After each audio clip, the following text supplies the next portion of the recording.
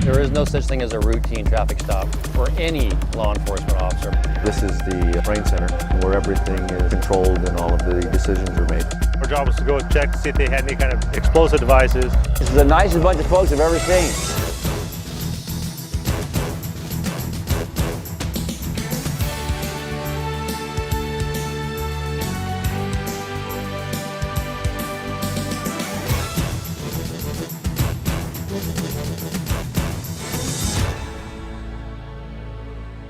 Hello, I'm Kristen Samos, and welcome to another edition of City Beat, brought to you by the Sacramento Police Department. More than 300 men and women are sworn to uphold the law each and every day here in Sacramento, and they do it from a variety of assignments. Today's City Beat will take you on a tour of the diverse and highly effective patrol division of the Sacramento Police Department. When patrol officers gather for a briefing each day, they're told what to look out for. When it's time to hit the streets, the officers know likely places to look for suspects because they work in the same neighborhoods daily. The department has divided the city into 6 districts to give the best coverage possible. We also make an attempt to balance the workload between the different districts so that hopefully we get something approaching equivalent response times for different areas of the city. Patrol officers are the first to be dispatched when the department gets a call for help. They respond to all crimes in progress, disturbances, and traffic accidents, with domestic violence calls being one of the most common. Officers never know what's going to happen when they knock on a door. Besides talking to suspects, victims, and witnesses to get information, officers can use another tool, computer technology. They can do background checks on the spot and learn about any previous criminal activity. Officers also check wooded areas for lawbreakers. This couple originally admitted to being alcohol abusers. You have a lot of warrants? Police learned quickly there was more to it than that, and they had the scars from drug use to prove it. The officers give these 2 citations and tell them to clean up their acts as well as the area. Panhandling to support your alcohol problem? Motor patrol officers see themselves as the backbone of the police department. And they say because there are so many different kinds of calls, their job is never boring. When Sergeant Gene Reese reports for duty, he's likely to head out to some of Sacramento's busiest streets to look for traffic violators. That's where most of the accidents occur, 85% of them during commute hours, when workers are coming into the city or leaving at the end of the day. Motor officers, when they move into a targeted area, are looking for all violations of the vehicle code and city codes. The number 2 cause of auto pedestrian accidents are pedestrians running out in the roadway jaywalking. So we look for jaywalkers. The number 1 cause of auto bicycle accidents would be bicycles riding the wrong way on the roadway. If radar picks up a speeder, motor officers can accelerate quickly to stop the vehicle. The officer is doing a job. It is for everybody's safety. We're trying to slow everybody down and prevent accidents that they may cause or be involved in. There is no such thing as a routine traffic stop for any law enforcement officer, much less a traffic officer.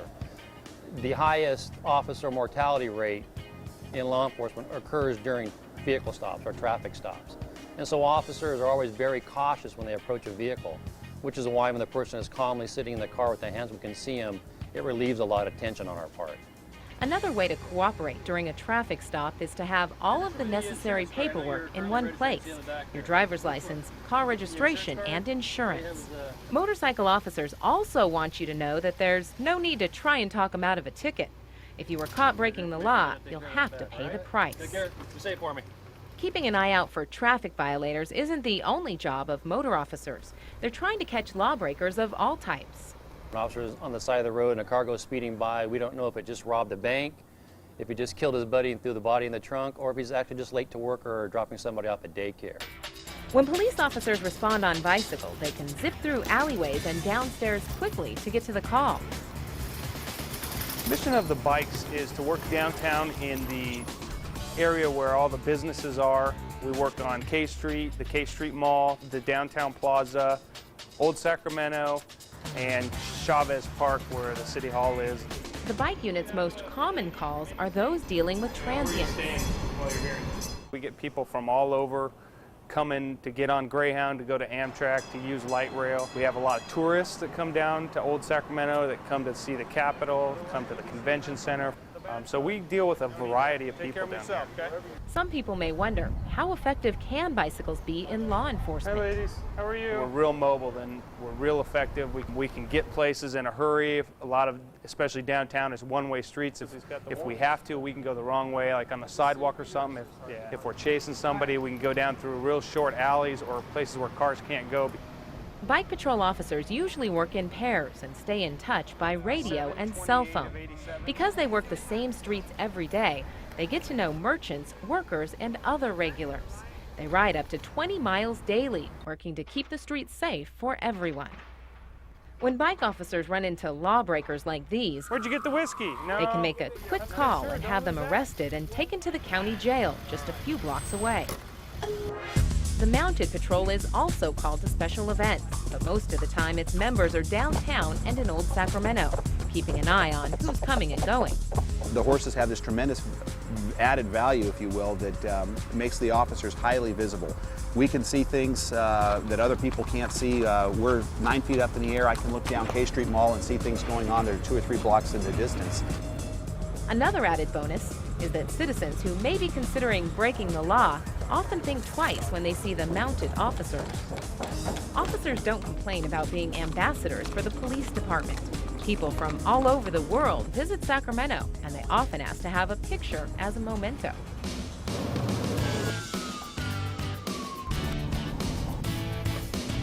The Marine Patrol Unit is staffed by officers Robert Jacoby and Bernie Auger. Their job is to provide public safety on the city's rivers.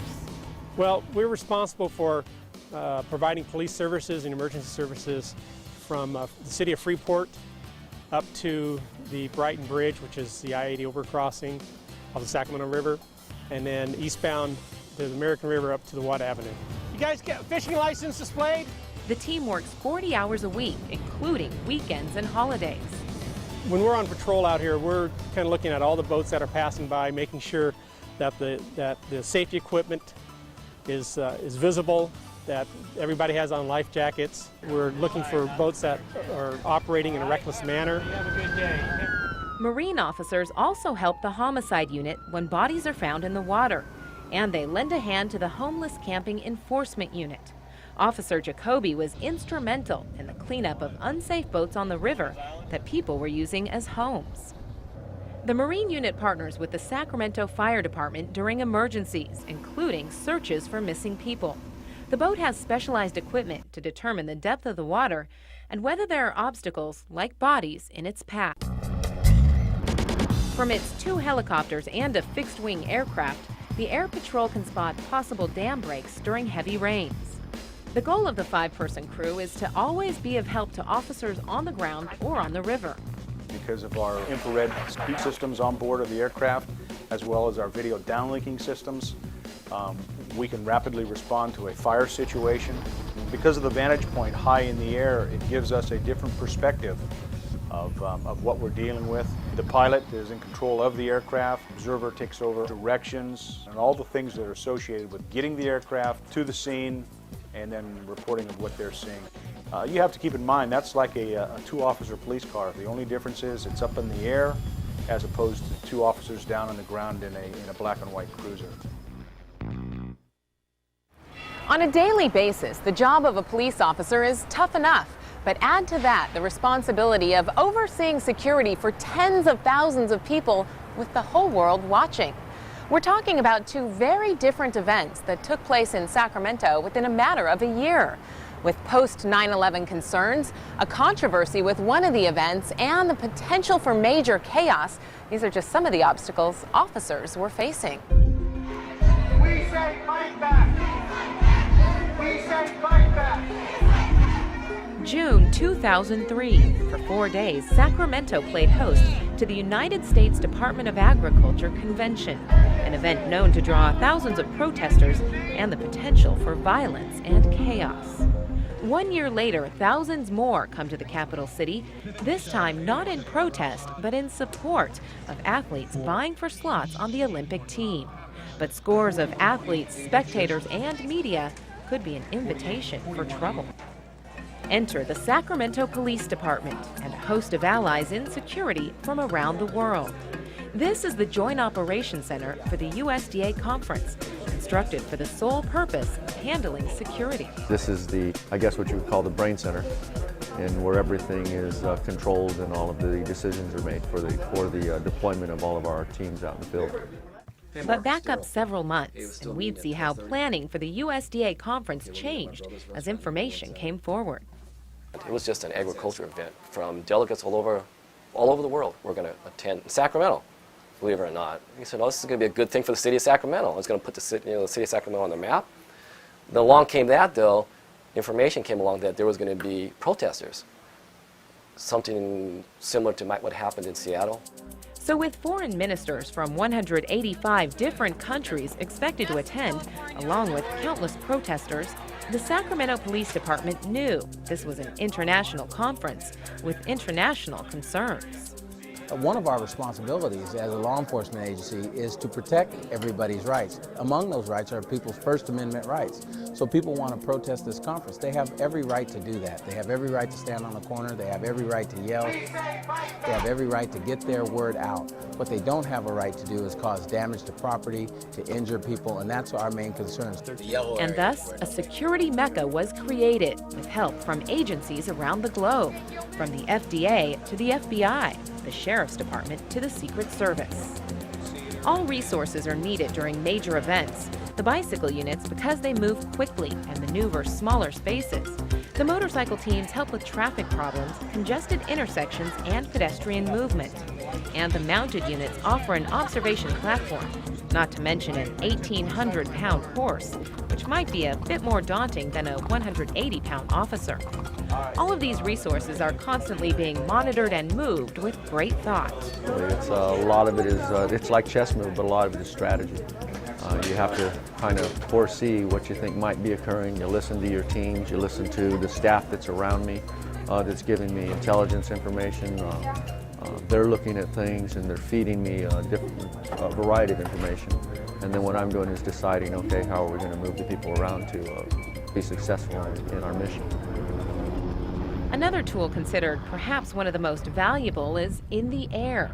Helicopters with video downlink allow for a bird's eye view of the entire downtown area, broadcast directly into the Joint Operations Center, as well as Watch Commander vehicles on the scene. That they can see real time exactly what's taking place. They're hearing the information broadcast over the radio, but that information coupled with the visual gives them a real feel and gives them the ability then to really control, to guide, direct, and manage a rapidly unfolding, very dangerous situation. And when it comes to dangerous situations, perhaps first on scene and last to leave are the Special Operations crews. Known to you and I as the Bomb Squad and the Hazardous Materials Technicians, in the technical world, they're EOD, which stands for Explosive Ordnance Disposal. One of the things we do before a special event is we provide updated training to our line officers with regards to what kind of threats are currently in the United States and nationwide, and what kind of, in our case, explosive devices or what kind of devices they might encounter during one of these special events. The Bomb Squad uses people, canines, and robots to help in detecting and rendering safe potential explosive devices. The EOD works closely with the Sacramento City Fire Department's Hazardous Materials team in searching for chemicals, checking suspicious packages, and mitigating potential problems. Based on the possibility of protesters and other groups that were coming into town to disrupt this, then we knew they had a history of carrying products in those containers. So our job was to go with EOD to check to see if they had any kind of explosive devices, and secondary to check for any chemicals that they might have had.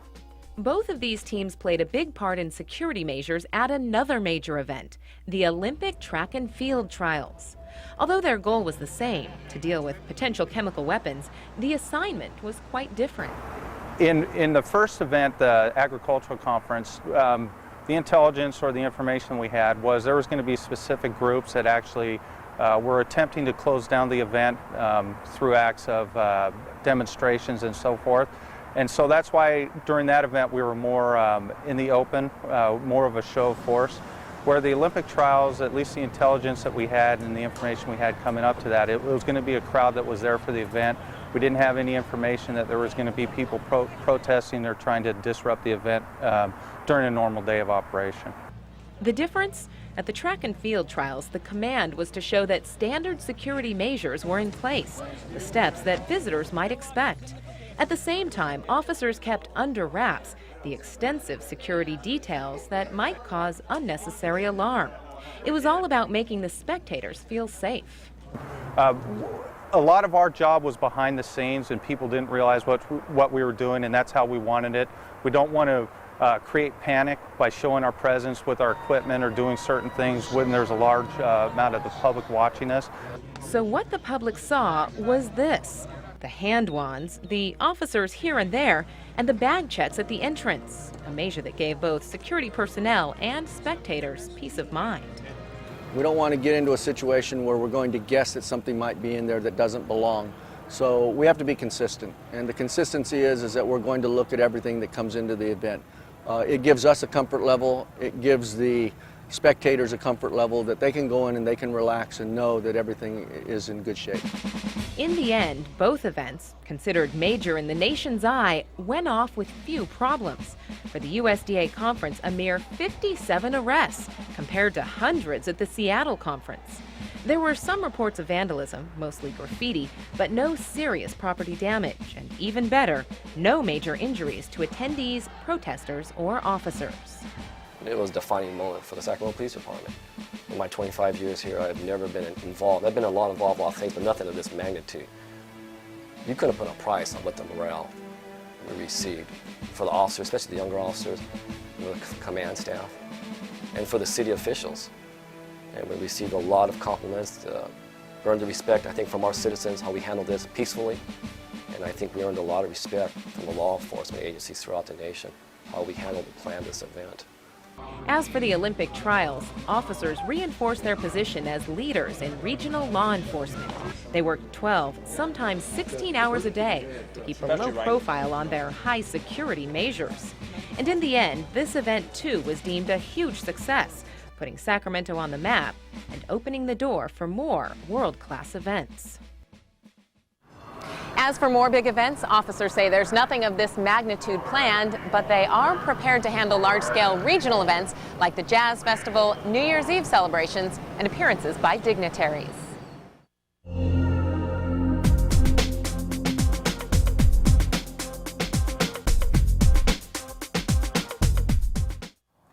Ever wonder how your 911 call makes it from the phone receiver to this patrol car?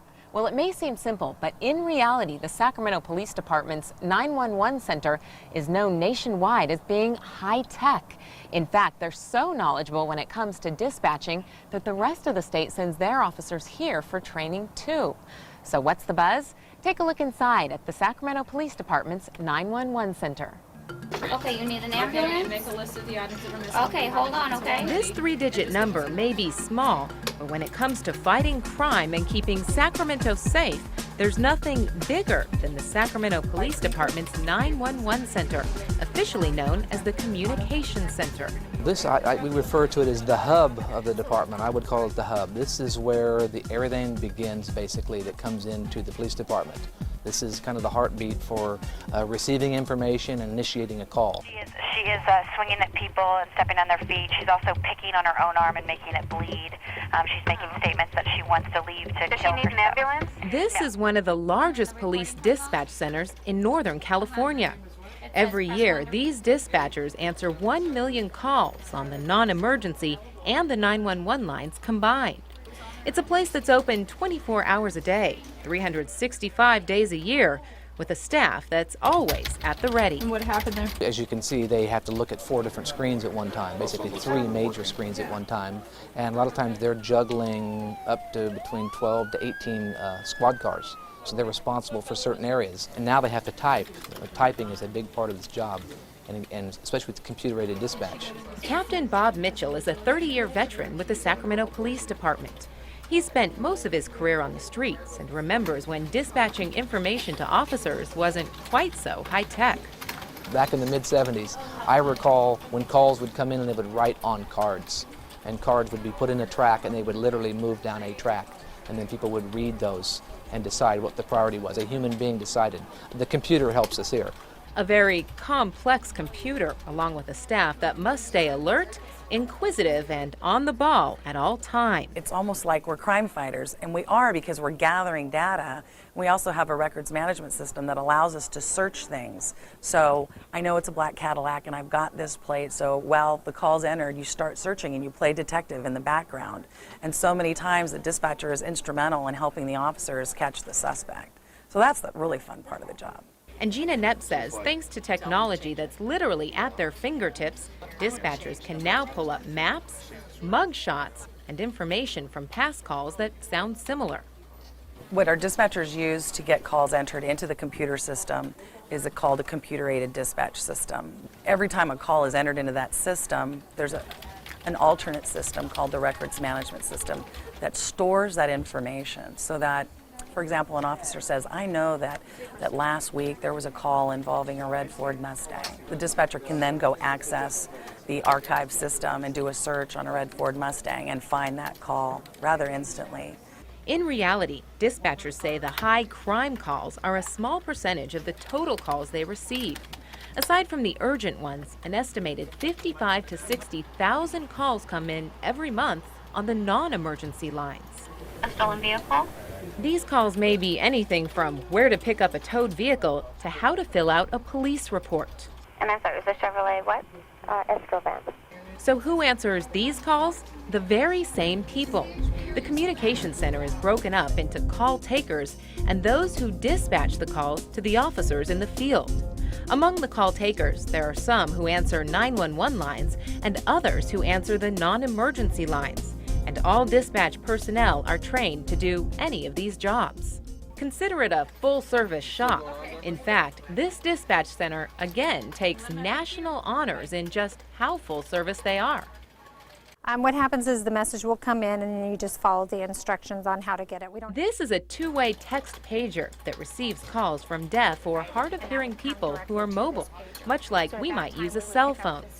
Sacramento is the first police dispatch center in the nation to have a service like this one.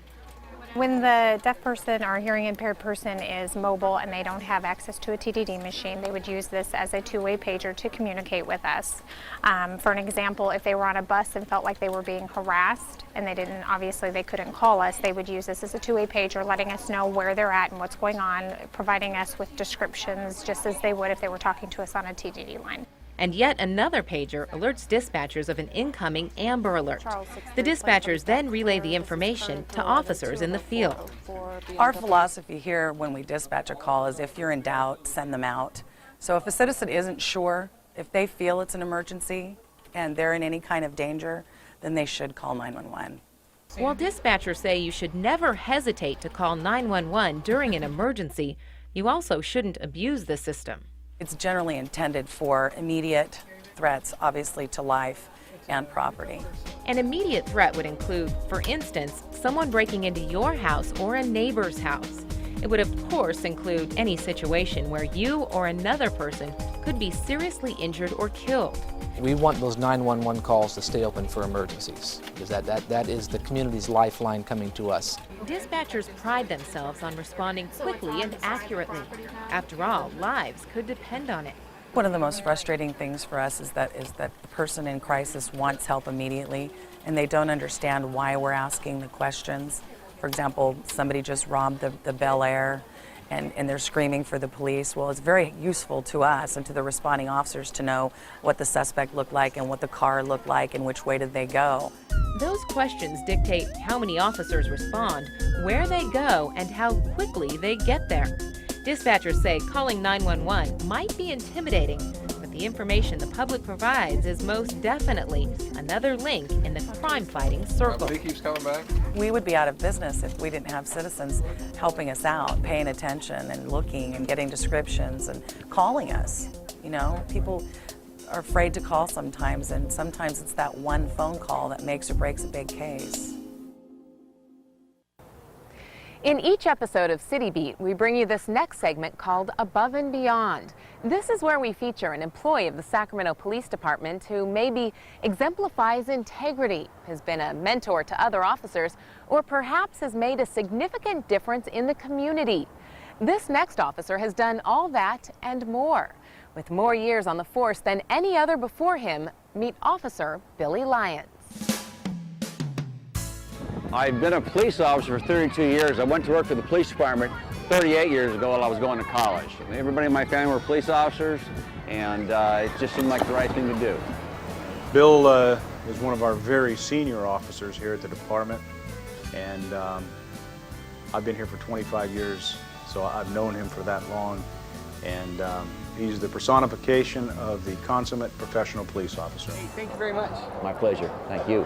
I was a crime scene investigator. That means that's like CSI, like in television, forensics. I worked walked the beat, worked the paddy wagon, worked squad car. Done just about everything, actually. Right now, I supervise Billy. He's an officer in the mountain unit, and he's a perfect person for the position. He comes across being a nice and gentle man. Pin right there at the shoulder. Pin right there. I've always loved horses. I've loved horses all my life. My dad was a police officer.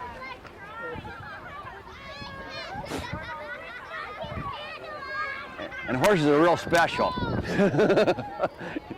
Working with Bill Lyons is very interesting. He knows everybody in downtown Sacramento, or everybody knows him.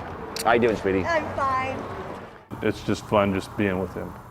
You see, Officer Lyons is he's like one of a kind. He's just a sweetheart. You really have to know this guy. I mean, he has wonderful personality, and you don't find people like that. And that's what's unique about him. He's very friendly, very nice. What's up with it, buddy? Huh? What's going on? It's funny because when Billy's not here, people will come up to you, "Where's Billy?" This is the nicest bunch of folks I've ever seen. It really has been a nice group. My dad passed away in 1993. He would have loved to have done this job, so I'm doing it for he and I both. My badge, the badge I wear, belonged to my father. He retired, it was passed on to me, and then when I retire, it will be taken out of service. He's been on 31 years, and people are asking when he's going to retire. And I think he probably could retire. Hopefully he doesn't retire, because I will miss him. He's just, I can't say enough about the guy. He's just been a pleasure to work with. Police work, it's not a job, it's a lifetime career, and for many, it's a calling. The men and women of the Sacramento Police Department are committed to serving this community, willing to put their lives on the line for another, and proud to be called police officers. That's it for this edition of City Beat. On behalf of the Sacramento Police Department, I'm Kristen Samos. Thanks for watching.